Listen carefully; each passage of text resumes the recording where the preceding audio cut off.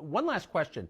I have to just ask, since this is on tape, what is your prediction for how the next year, we're exactly a year from the election, plays out? Is it Trump versus Biden November? I mean, what do you think is going to happen?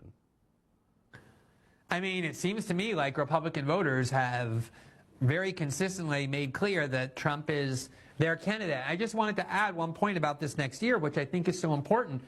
I know it's taboo. We're not supposed to ever say anything good about Trump. But the reality is, Tucker, and I think people are going to realize this more and more, is that Trump was the first American president in decades, yes, not to involve the United States in a new war. Whereas here you have Joe Biden, seemingly there's a new war popping up all the time. He wants to involve the United States in every one, send all their money overseas for them. And at the same time, they remember that the economy was vibrant and good before COVID hit. You can't lie to the American people about their own experiences, their lived experiences, the left likes to say. And I think as the next year approaches, people are going to start to think about and compare what their lives are like under Joe Biden, where there's wars everywhere and inflation and economic turmoil, what it was like during Donald Trump.